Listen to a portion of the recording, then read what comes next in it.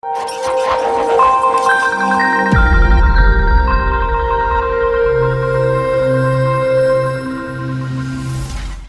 you're about to see is gameplay of an unfinished game in an alpha state. Please don't judge this game based on the gameplay that I'm about to show you. Also, before we begin, I want to apologize for the music being a little too loud in this game. Unfortunately, the audio options aren't available yet, and I tried to turn it down through the system settings, but that didn't work. So my apologies, it's not too long. And without further ado, welcome friends, it's Rob from eXplore, and I'm here with Alliance of the Sacred Sons today. And I'm really excited to be doing so because I haven't checked in with it in a long time, and it has received so many updates, a lot of quality of life, a lot of user interface updates, and just gameplay elements in general. So this game is really making headway, making a lot of progress, and I wanted to check in with it because, yeah, it's about time, right? And in doing so, I wanted to start off by going through the tutorial because A, I need to refresh myself, it's been some time, and B, you haven't seen the tutorial, and C, really, I think a lot of people want to see just kind of how this game plays, right? So, if you don't want to see the tutorial, skip this episode, that's fine. No hard feelings. But I'm going to go through the tutorial, kind of get a grasp of how the gameplay and mechanics work, and remind myself, refresh myself, and then in the next episode, we'll go straight into just sort of learning this game and playing it. So, let's start a new reign. Now, again, I've already played through this tutorial, but I have done it in a long time, so we're going to do it again. But there is something I wanted to kind of draw attention to, and that was just how amazing everything looks, right? Like, it's just, I don't know if you can hear the music, it sounds great, but the new UI just looks very great, very clean. I like it a lot. And this new tutorial is a fantastic way to kind of introduce yourself to a lot of the basic gameplay mechanics. So there's actually two of them, right? So there's one here where you're going through basically like a normal tutorial, and then this next one is where you actually kind of have like a guided experience, as it says, and it lets you play the game, but it really does a lot to kind of like hold your hand a bit. And it's another great way of learning how to play this game. So this whole system right here is just very wonderful. And for a game like this, it's important, almost mandatory to have something like this, because otherwise you're going to feel really lost and give up. But we're not going to be lost because we're going to start with chapter 1, which I've already done, but we're going to do it again. And these nice little splash screens are very great. I like the new... They go by a little too fast, but they're nice. All right. So, welcome. I am so proud that you wish to refresh yourself on the tools of running our empire. Now, the interface we use is called the ICI, or Imperial Command Interface. As you know, the 6 great houses, including our own, make up the empire. Let's take a look at ours. We're going to left-click this thing up here. You see? You get more information about just about anything in the interface by hovering. Okay, cool. Hover tips. Hover tool tips. That's what they're called. Now I'll talk about me as Emperor. Here we go. Let's click on that. Here you see an interaction window that allows you to do personal actions. Almost everything you do takes time, called action points. So let's work on a hobby. Excellent. As you can see, an AP was used, which came from up here, representing time to finish the action, and often something else happens. In this case, you gain some spirit, which we'll talk about soon. Where is spirit? Oh, spirit's right there, I think. That looks like a spirit thing. Okay, time is precious. Let's do it. Now, an important concept. To close any screen in the interface, we're going to right-click. Boom. Power is the lifeblood of an empire. Emperor's reign. The more power you have, the more influence you have over your empire, and vice versa. Never let this number reach 0 or you'll become a figurehead and lose your rule. Cool, power is good. To effectively run the empire, several critical resources are needed. The most critical ones are always known, but you can expand to see more. So we need money, of course. We need administrative capacity. We need energy. And we need ship components. But we also have treasury, basic materials, heavy materials, and then rare materials. Well done. The Empire is a dynamic place, and things are always happening to and around you as an Emperor. When an event happens, you'll see it on the left side. It'll pop up over here. Let's get to know one of the most important class of people in our empire, a house leader. Hello, house leader. We're going to go for diplomatic action here. All right. We call these interactions actions. And very good. Now you use the holographic glove to hover over any of the actions. This is not a holographic glove. This is a pointer. I guess it's going to become a glove. And look at the information on the right. So what we're going to do is make public surrender. Why would I do that? Left click to get to know the... Wait. Let's try to go ahead and get to know a person a little bit better. So get to know the character. Maybe that was supposed to be where I was. I think what it was is that's where it used to be. And that hovering little icon was in the wrong place. Now you have formally requested an audience with Elmirius Tetsuo. And at this point, you can continue with the interaction or cancel. We're going to continue this friendly little posture. Hello, did you know that there's some crazy cultures beyond the Imperial Ring? I love white flowers in the foyer, don't you? Wow, that's random as hell, Mr. Elmirius Tetsuo. It occurs to me that you and I have not gotten to spend much time together. Come, let's talk and learn more about each other's goals and aims. I agree that we should discuss some mutual topics of interest, as it appears that you and I will be working together for some time. Let's talk about your white flowers, you techno freak. Great. Elmirius Tetsuo decided to spend some time with you, which caused your intel on the person to go up and your relationship and power to increase as well. Most successful actions raise your power, while failed actions lower it. Okay, so gain 17 trust. I had 5 power increase. Cool. Alright, so we're going to go ahead and hit the end turn, because that's what happens in turn-based games. Alright, so we're going to acknowledge the situation report. So it basically helps me understand what's going on, right? My current strengths are that I have at least 2,000 units of basic materials, I have at least 20 science points, and there are currently no riding planets. Those are good things. Alright, so we'll acknowledge that, and we'll move on. In this chapter, we'll cover navigation and the different view modes. We've also enabled the holographic map of the galaxy, as you have noticed in the background. Let's move around the background. Alright, let's do that. WASD, blah, blah, blah. Well done. Play around panning until you're comfortable, and then center the map on your home province of Xanadu. I believe that's Xanadu. There it is. Province Xanadu. Left click. Here you'll see the province that you've just selected. You can see the name of all systems in the province and indicators of things happening in that system. Additionally, you'll have access to available projects for this province. The project window is accessed on the upper right of the selected stellar object display. Now let's right-click anywhere on the map to go back to the thing. Okay, we're going to do that. Great. Alright, so I can go from all the different views. I'm awesome like that. Well done. You often use province scope to get a bigger picture of your empire. Sorry, a big picture of your empire. Remember, you should rule through your governors. Now left-click on a system star to enter a system scope. So we'll go to Neo Sirius here. Alright, so now you're in a system scope. We can also click on a planet. And we'll go, this is mine, clearly, because it's the same. Oh, that's not what I meant to do. It's clearly my house, because it's got my nice little flaggy there. So we're going to head over here. And now you have completed your journey from the heights of the galaxy to a single planet. You will use planet scope when you have a specific situation or need on a planet that deserves your attention. But generally, your viceroys do a pretty good job of running their planets. However, if another house holds the planet, they may not be using that planet for your needs.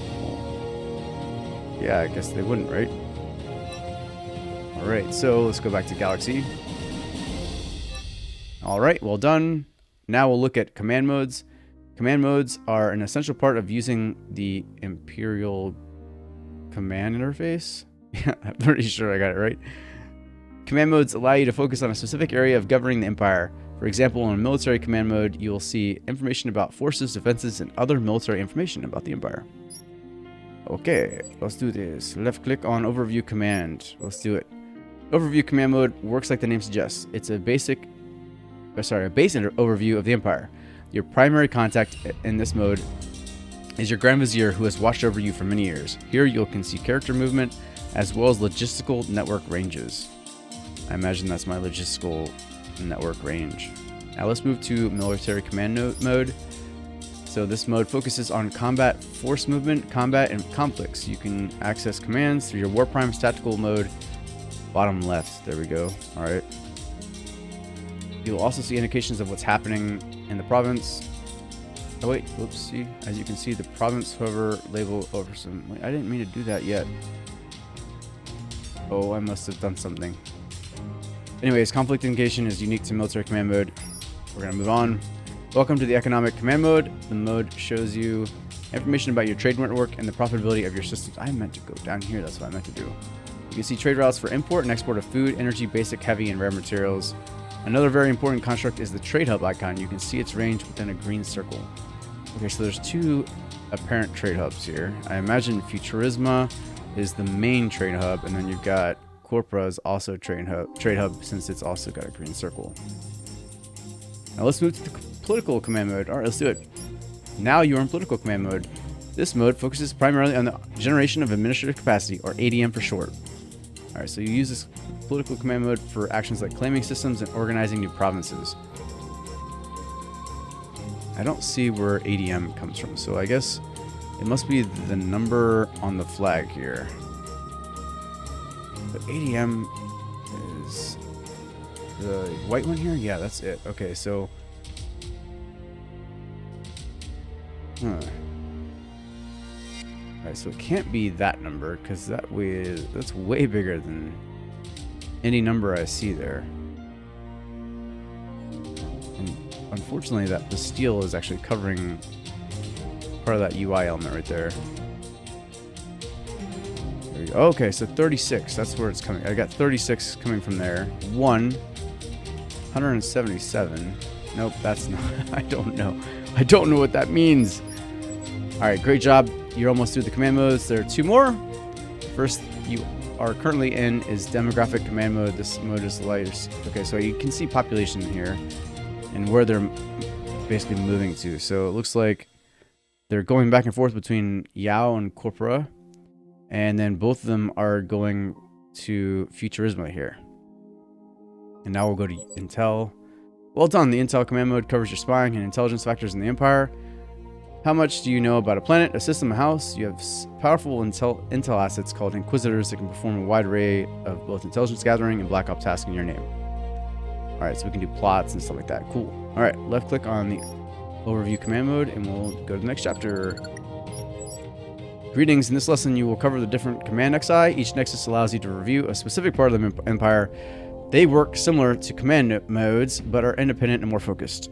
To start, all nexi are positioned in the lower right bar as indicated below. Alright, let's do it. First nexus that we'll take a look at is the Stellar Nexus.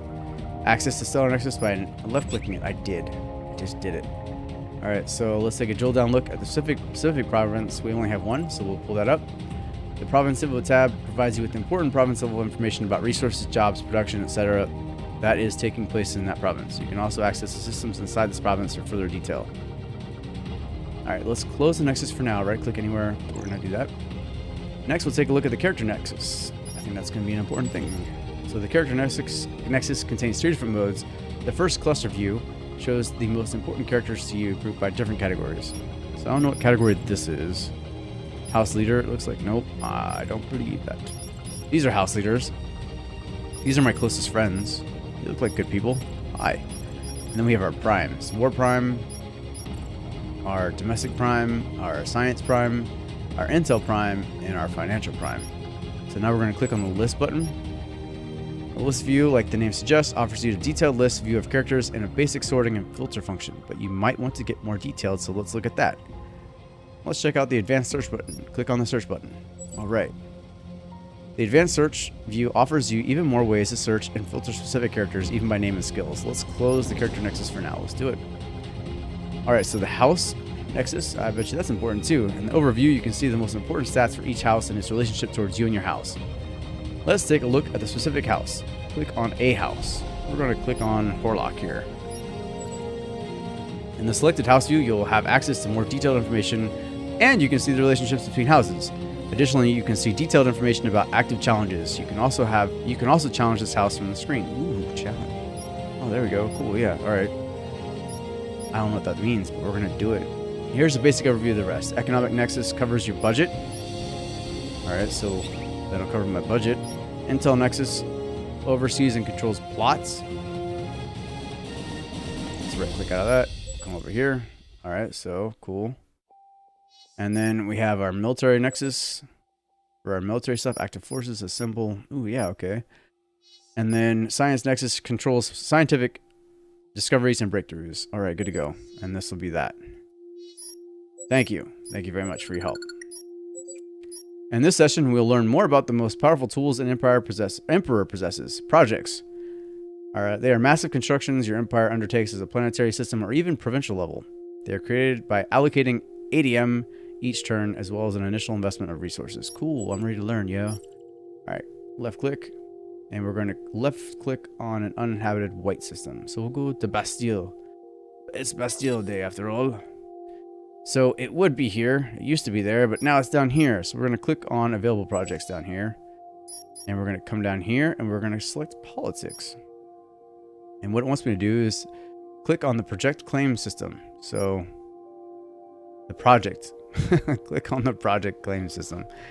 All right, so what we'll do is, as we do this, we can click on it. Oh, it would tell us what we need to do in order to do all that. I shouldn't have clicked on it yet. So in the project creation screen, you can also see more important information about your project, allocated administrative, or ADM, sorry, the proficiency level and synergy all improve, decrease the duration and ADM cost of your leader, of your project.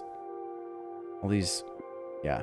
You know what would be really helpful is if these were color coded, so that I didn't feel like, I mean, like they're all capitalized, but I feel like, you know, like here, project is orange. Maybe we could do project in orange here. I don't know. It just feels like there's a lot of keywords here, right? And when they're all capitalized, it starts to kind of feel like they're jumbled together.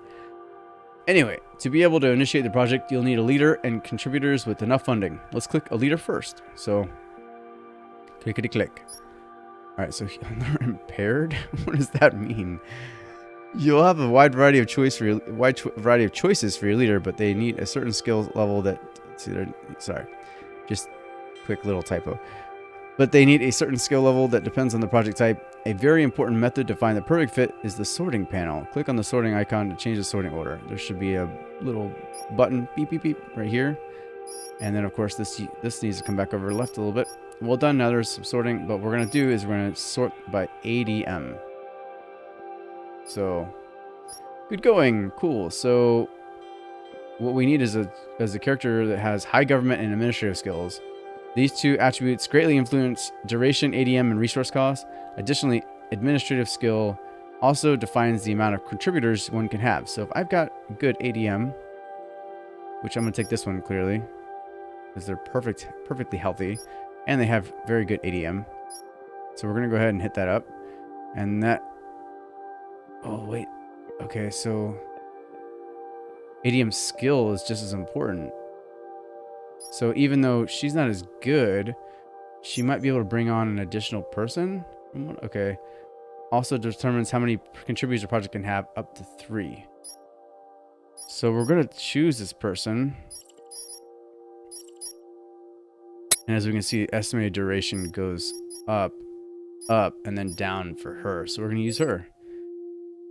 You can see the contributor can influence the proficiency skill, hence the duration as well. The most important role of a contributor is to contribute personal funding and optionally expertise in exchange for power. As soon as the funding bar is full, you can initiate the project. You should also keep an eye on the project synergy. Basically, it's the relationship between the house of characters who are on the project. The better, or ideally the same relationships the houses have, the higher the synergy and the lower the duration. Choose 3 contributors. So I'm looking for money, but also somebody who's like skilled at this shit. So, all right. Xander Fisher looks like a good one. I think he was one of my best friends too. And other than the fact that he's got money, what is this orange thing here? What are you? I have a feeling that has something to do with the project because that's like the project icon. So we're going to choose you. And then finally, somebody with higher project levels here. Oh no, that's all I've got. Okay, so I could only choose 2 because that's all I had. Oh wait, no, it says I choose 3. So maybe, maybe I choose 3. All right, so I couldn't technically choose 3 because I didn't have the ability to choose 3. That's all right though. All right, so, well, my little one, we're almost at the end of the holographic simulator programs. You're almost ready to use the ICI for yourself. In this final lesson, you'll learn about the tactical modes. These are special modes that allow you to increase the flexibility of command. I am ready, Father. Please continue. The tactical views are always directly tied to the command menu. Command mode, that you are currently in, and their corresponding prime, or an overview, my Grand Vizier. Not every command mode has a tactical mode. Currently, the following modes have a tactical mode: guidance and tactical military. Let's dive into the first view, guidance. Click on the guidance button. Let's dive into the first view, guidance. Oh, yes, sorry. Let's dive into the first view, comma, guidance. Click on the guidance button below. Click on tactical. Okay, there we go. Navigating is the same as the galaxy view with one exception. You cannot change the scope in this view. Additionally, you see dash circles around selectables. Okay. Uninhabited systems are not selectable in this mode. Now, let's take a look at the guidance screen. Select the system with a dash circle. Go there. The guidance screen shows you known strengths and weaknesses of the selected system. Sometimes they can be empty in your intel progress on that system Sometimes they can be empty if your intel progress on that system is low. Besides increasing intel, there is a special way to gain more knowledge about a system. That way is to send your Grand Vizier to inspect the system. So we're going to send my Grand Vizier to inspect that system. Alright, that was a quick visit to tactical guidance mode. Now let's spice things up and check out the military mode. Let's do it. Alright, click on military. And then we're going to click on the tactical. And the music changed. Ooh. As you can see, the mode's also different in color scheme, and that driving warm music doesn't hurt either. No, you're right. It does not. You also see some base information for each system. Remember, you can only issue commands on systems that are inside the LGN logistical network range. So, hover gives a lot of extra info in this mode. Let's check it out. Hover over a system with a dash circle. Quite a lot of details, right? You'll learn over time what each piece of the information stands for. Don't worry. Let's dive into the command screen. Select the hovered system. Let's do it. Alright, so move to Neo Sirius. Isn't this my planet? Whatever. As you notice, there's a follow-up to each command. This subscreen lets you tell the War Prime generally how much of your eligible force capacity you want to use for this command. Resource costs and effects might change, as there is a big difference between a few ships and multiple capital forces. Pick an intensity of your choice. We'll go with medium. And that appears to be what they suggest. And we'll click accept. Alright, let's close down this mode. And boom! Alright, it's cool.